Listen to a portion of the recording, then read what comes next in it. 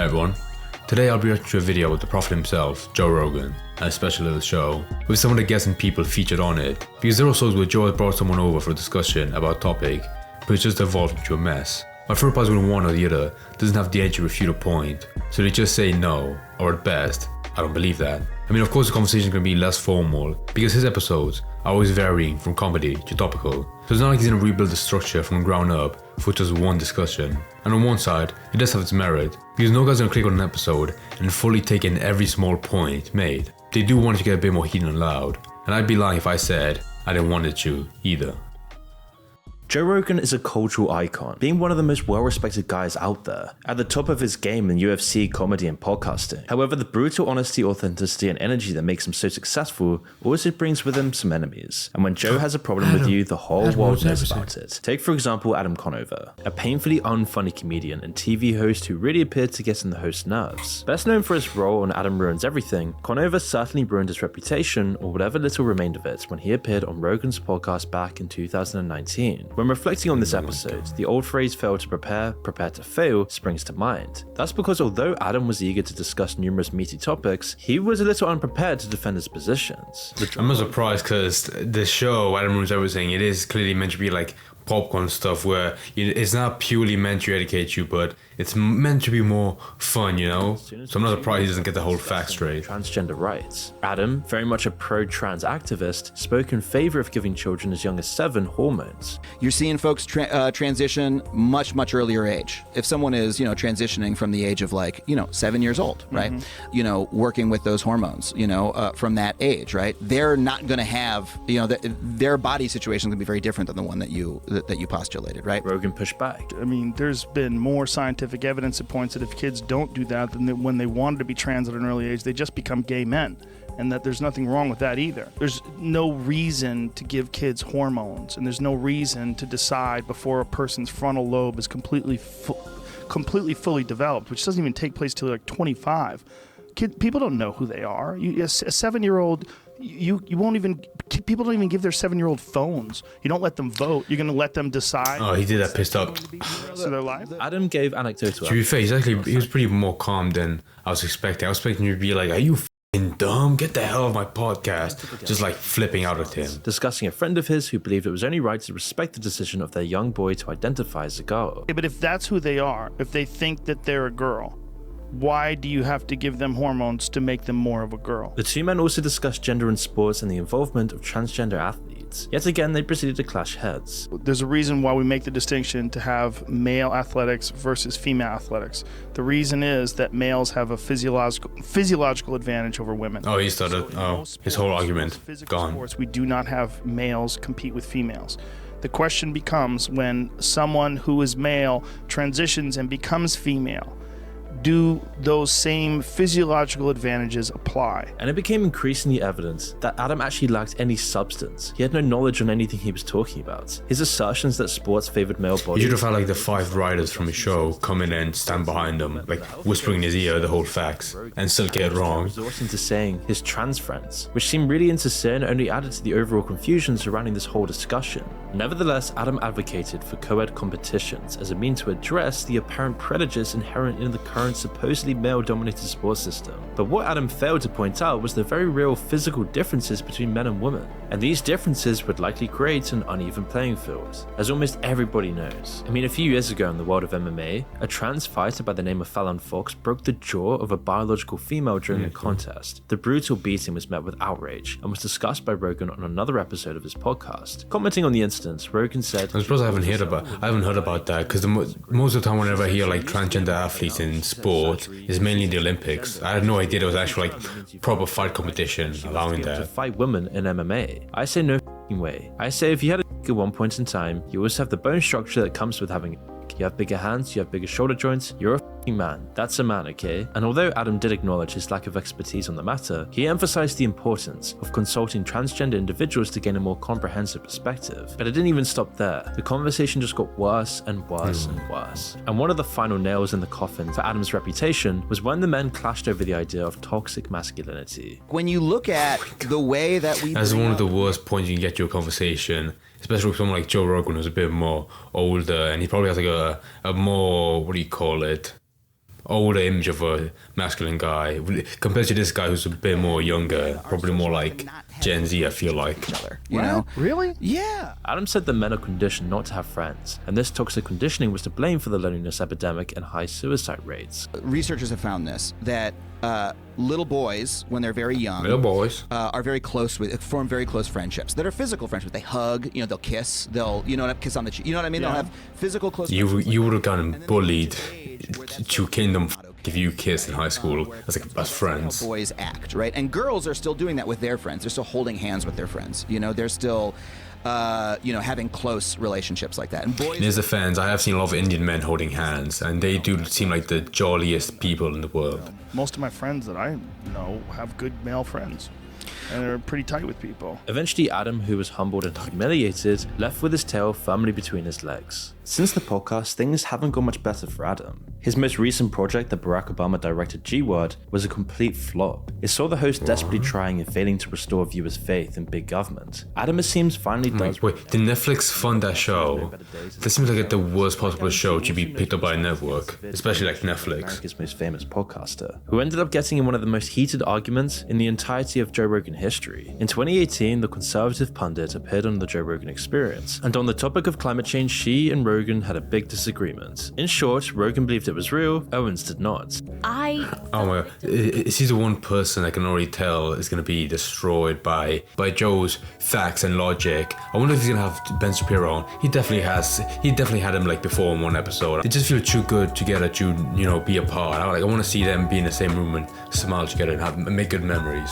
I want to call right now, like, what kind of issues they're gonna talk about, because I feel like in the episodes that he's gonna show, that become very, like, more antagonizing, where they fight more than actually discuss. It's gonna be more by issues that people feel very divided on, like the kind of topics where you can't really be in the middle, like you have to pick one side and, die by it. I did see on the forum that he had Howard Stern, so there might be one story where it's less about, like, one issue he feels strong about, and more about, like, a personal connection, that, like, a personal story behind it, that made him want to, get angry at him or talk about him, like, behind the podcast. We have to care about the environment. It was progress. And it's like, no, like, we've been losing. America has been losing. You don't think we have to care about the environment? Like, what do you No, not even a little bit. Environment? Not even a little bit? No. How are we gonna grow weed, man? We have to kick it off that. On the ground. Like, I'm not saying, like, we need to, like, trash the environment. Like, but I want to see the camera cut to Joe's sad, crying face. How the climate is always changing, and claimed that the Paris Climate Accord was just a way to extract dollars from Americans, an argument that rages all across America. But this is an incredibly complicated subject. Right. And if you would have to talk to a bunch of different scientists and see how they gather data and see what they understand about CO2 levels and what's the danger of them and what can combat it and what could not. Have you done all this, or No. do you So I take think- this flippant opinion no, it's based listen, on I'm the party not, this line? is not, Owens, obviously taken aback that she was now in a full-blown argument with Joe Rogan, claimed, this wouldn't be the hill I died on, right? But it's not about the part. I just genuinely, I've read a ton about it, but What I have would you not read? be able to, I would not be able to come to you and say, like, this is my strong opinion, but here's, like, the easiest way to say this, right? Okay. The fact that there is a disparity in the science community about whether or not it's real is enough to, Very little. Yep. Very little disparity. Most scientists From our eyes, he's like, you both, don't interrupt me. agree that human beings are negatively affecting climate change. yeah, The vast majority. yeah, I just don't think so. Joe Rogan keeps getting more and more irritated throughout this whole conversation about her He has a good structure for debate, where someone's like, yeah, I just don't believe you. Go to like the past hour where we talk about like actual facts. I just don't believe you. strong stance on climate change. If you don't have a background in it, you don't understand the science. So Owens responded by saying she felt that the whole issue had been politicized, and this had prompted her lack of belief in it. Yeah, But don't say you don't believe. yeah.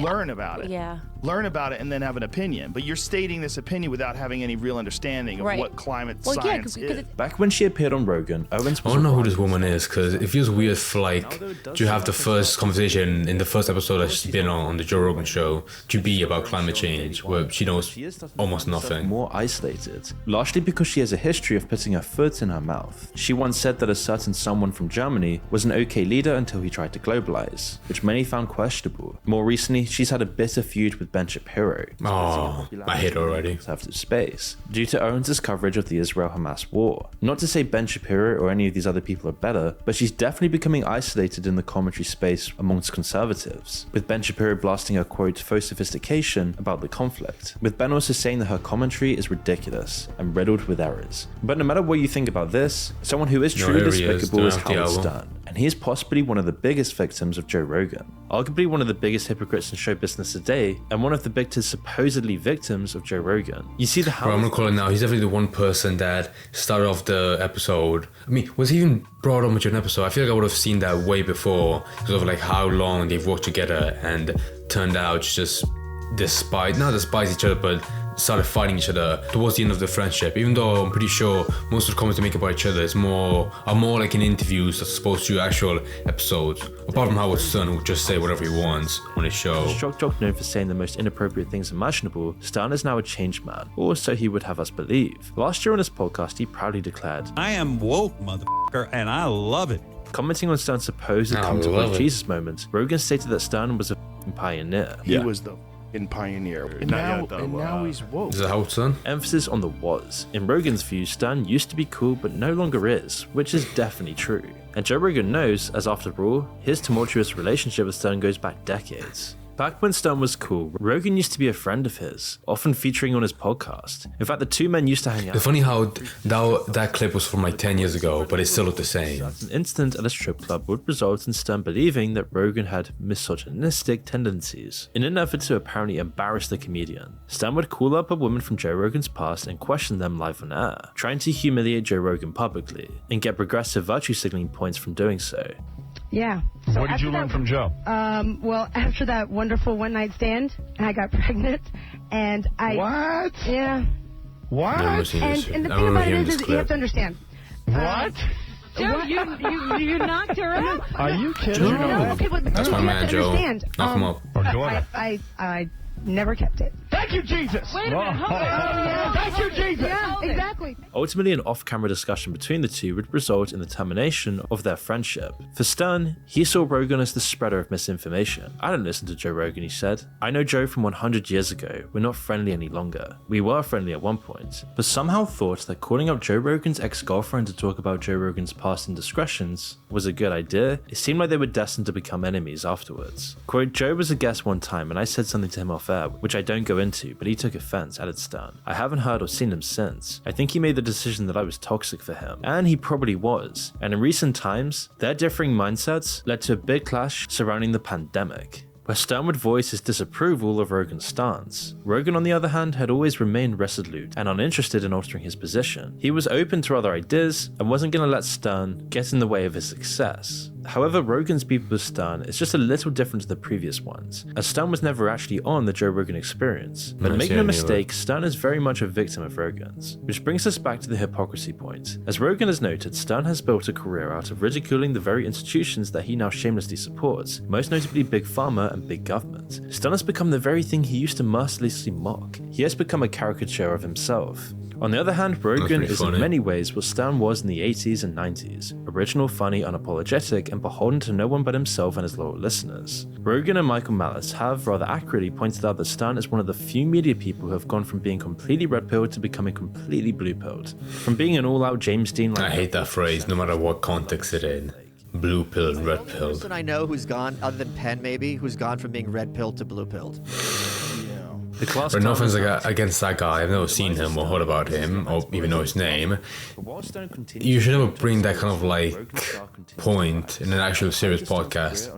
If you're talking on your gay Discord group chat, that's fine, but not on the Joe Rogan show, come on man. However, since doing a complete 180, listener numbers have dropped dramatically. Along with losing listeners, Stern has lost all of his dignity. He is now just a dinosaur from the past, representing outdated media. But speaking of old media and embarrassment, it's time to discuss CNN. Does Stern not have like his own podcast, or is he still grasping onto the last strands that radio has, because then I can see why he would be dying off. I feel like his fans would be kind of people that would always like stand by him no matter like how many less viewers he has every video or every episode, I guess. But apart from that, I think that's one huge con against being a kind of a character on a show where you'd be like, yeah, I hate everything that's trendy, like I'm the one unique guy, because at one point in the future you will like inadvertently become that kind of person that you mock and just become like a huge hypocrite. So like he should have like toned down how much he hamps it up. With CNN's go-to doctor, Sanjay Gupta. In 2021, Rogan would invite Dr. Sanjay Gupta onto his podcast to ask him numerous questions, including why his network CNN repeatedly spread lies about his use of a supposed livestock drug. Does it bother you? Oh, is it the horse medicine guy? Out and out. I'm gonna shut up because I want to hear the story. Lied about me taking horse dewormer. They shouldn't have said that. For the uninitiated, a few weeks before having Gupta on, Rogan tested positive for COVID. Soon after, he told his followers that he was taking ivermectin, a wonder drug that has saved the lives of millions of people. We immediately threw the kitchen sink at it. All kinds of meds, monoclonal antibodies. I just want to say, in this video, this is the one video that if you went back in time and you showed a caveman, he would think that's an actual alien. Everything. Although its ability to reverse the effects of COVID are up for debate, its history of helping humans recover from various illnesses is not. Yet that didn't stop CNN from constantly labeling the drug as horse dewormer. One of those drugs he mentioned, ivermectin, is something more often used to deworm horses. But when you have a horse dewormer... How dead is it at the CNN headquarters to be making news about Joe? Understandably, Rogan, who CNN happily portrayed as an ignorant buffoon, was outraged. When pressed on the matter, a clearly intimidated Gupta told Rogan his network should never have referred to the medication he took as horse dewormer. It's a lie. What was it the doctor specifically that was brought on? And it's a lie that's a willing... That's a lie that they're conscious of. It's not a mistake. They're unfavorably framing it as veterinary medicine. The podcaster continued to press Gupta about CNN's coverage, asking, Do you think that's a problem, that your news network lies?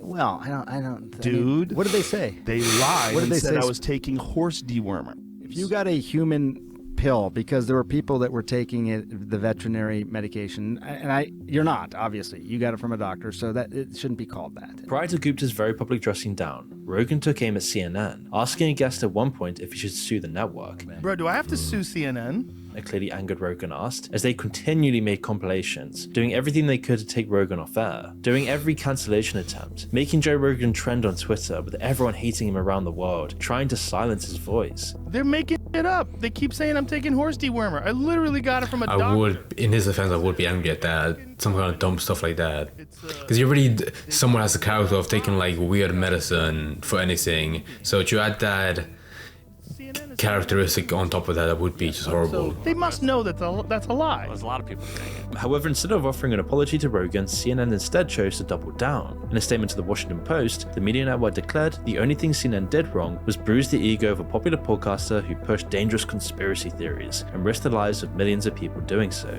But Rogan clapped back, calling CNN dishonest and accusing the network of attempting to silence him and censor his show. He also called out Gupta's colleagues, Brian Stelter and Don Lemon, personally, saying, And your show's fucking terrible. That's right. Well, they suck. Brian They're terrible at their Stelter's job. show keeps slipping. Is that Mr. CNN right there on the bottom left? And you know Same what with they Don do? Lemon. It's the same thing. Everybody knows that they're not real. They're not real humans. he even had to leave CNN. All of these people were declining because no one trusts them anymore. They're outdated, and everyone knows they're completely controlled and inauthentic. And it's safe to say Joe Rogan really isn't a fan of inauthentic people, and really helped to put the Who's final next? nail in the coffin of Who's next on CNN's the roster? reputation. And it's safe to say Joe Rogan really isn't a fan of inauthentic people, especially Carlos Mencia. Nah, this is a good story to end on. An American comedian and much That's why it despised took joke- this long to bring on a comedian, especially when his whole background came from that. But I'm pretty sure I've seen this story before. Where it's not on an episode, but it's way like early in his career where he called him out for always stealing jokes. So I wish he had him on one episode. We brought him back and be like, "Hey, old friends, right?" Except not really, because I'm pretty sure they barely knew each other, and what little they did know, they didn't get along a lot. Mencia is widely recognized for his comedic style that delves into various subjects including social class, criminal justice, race, and culture. In 1988, the then owner of the Comedy Store played a significant role in propelling his career forward by advising Mencia to change his first name from Ned to Carlos. But was it Mitzi Shore who was the owner of Comedy Store? Where is he from actually? 'Cause he does seem Hispanic, so I'm pretty sure he knew he had a chance to take the advantage of changing his name to that. This alteration was apparently aimed at attracting Mexican audiences in the Hollywood area. Mencia isn't Mexican, he was born in Honduras. His career started with a lie, and his life on stage would... I know what it is, Honduras. I was born from Honduras. In the early 2000s, Mencia's comedy career flourished, highlighted by a highly successful tour in 2001 alongside Freddie Soto and Pablo Francisco, also known as the Three Amigos. However, unbeknownst to many of his fans, Mencia was not held in high regard. Oh, in his defense, it is Central America, but it's like the lower south end, so close to like South American borders. Were among the most disliked popular stand-up comedians according to his peers. No one was as vocal about their disdain for Mencia as Rogan. In 2007, at West Hollywood's Comedy Store, Joe Rogan would actually confront Mencia on stage, accusing him of being a notorious joke thief, where Joe Rogan would angrily recite numerous instances in which Mencia had shamelessly lifted the material of other comics. You don't know that nobody supports him. You don't know that nobody. If someone steals a rip from a song, that's news constantly. Motherfuckers steal shit and make it on HBO. They steal shit, they put it on television. What are you saying? Oh, poor guy. I know you guys that you're acting like a little. No, you're not saying that. Yes. They're not agreeing with you. They don't even know what the I do. They don't even know what the fuck I do. They don't know shit. He's saying that like it's a good thing. Like, don't even know what I do. Even though it's more because nobody knows him. Caught in the headlights, a kid with his hand firmly placed in the cookie jar. In a famous blog post, Rogan discussed the event and how he enjoyed calling Mencia Menstelia. That's the name we all call him at the Comedy Store, he wrote. And of course, Carlos doesn't like it. And to be fair, it's deserved. After all, a huge amount of well-respected comics would all come to side with Rogan in this debate. During a much discussed interview with the earlier mentioned Howard Stern, the comedian George Lopez noted how Mencia had used some of his material during some of his HBO special. George Lopez, is it true that you had to put hands on Is it true to have huge nostrils? That was a long time ago. That I did. He stole a joke or something? What 1990. They just stole one joke. It was a bit of a, he did an HBO thing and it had quite a bit of material. In the world of comedy, joke stealing is considered a serious crime, and Mencia is still to this day viewed as one of the most serious offenders. So how did Mencia respond to this? Well, he doesn't really care. In I Am a Comic, the 2010 Showtime documentary, Mencia openly acknowledged that he not only stole jokes, but also... What documentary would have Comic Sans as a font? Parallel between his thievery and rappers sampling music tracks. A lot of people out there are gonna ask, why did they interview Carlos about this? Carlos is a joke thief. Carlos steals jokes, and we know this. Listen to me, and look at me when I tell you this with all honesty. If you think that I steal jokes... I wish he said I just don't care. When I come to a comedy club, you better run. You better get the f*** off stage. Because if anything you say is even remotely funny, I'm gonna make it mine. And all I'm gonna do is say Mexican in the front. I'm like a rapper. I just sample shit and make it my own. Was that really my song? I don't know. But it sounds like mine, but it kind of sounds like somebody else's. It's a hit. Didn't that style of comedy die out? Like, I'm Mexican or I'm Jewish. Didn't that die out like 20 years ago? So you can't really make a career out of it. Just straight rip off other artists in the Comedy Store. And because of his shameless stance with this, he's been shunned by the comedy community. And today, nobody's even heard of this guy. His whole career was ruined. And in that moment when Joe Rogan confronted him, everything would go downhill for him. Oh yeah, he made history.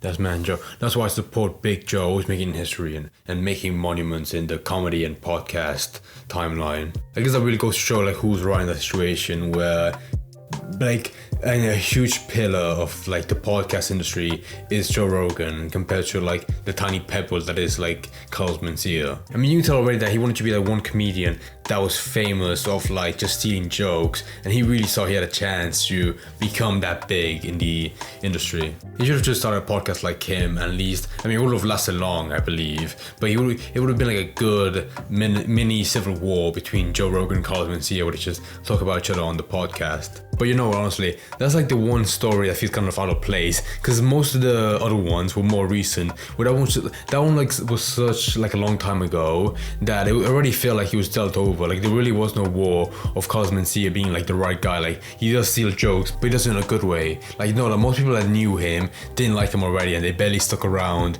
for him to be bigger. which I feel for like any other like podcast host would be like talking about him way more. Like if Howard Stern had the same kind of like drama between him and Carlos Mencia, he would talk about like in every single episode, because he's that kind of like bitter person that would never let go of any battle that like has like a slight chance of him losing. Well, with Joe, I feel like he's not, I'm not saying he's an old man, but I feel like he's more relaxed, and he barely cares about like the kind of rivals he has. I mean, when you have so many guests in every episode, there's no way you can like have a rival like that you keep on bringing back to have another like argument with. Most of the time an episode just boils down to like him just laughing with the guests about their jokes or just listening to the stories. But I do wish like he included a part where he wasn't like proving them as wrong. I mean, the video is called Exposed by Joe Rogan, so he's just gonna show people that he was like proving wrong. But there were times where he had a guest that was talking about like the most dumbest ever that he had no idea about, and he let them ramble for like an hour. Like the one Jordan Peterson episode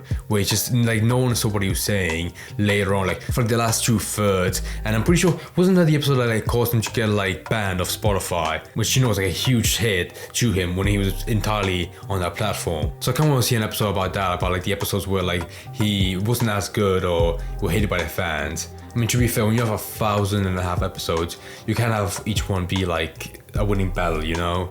So I can understand a bit.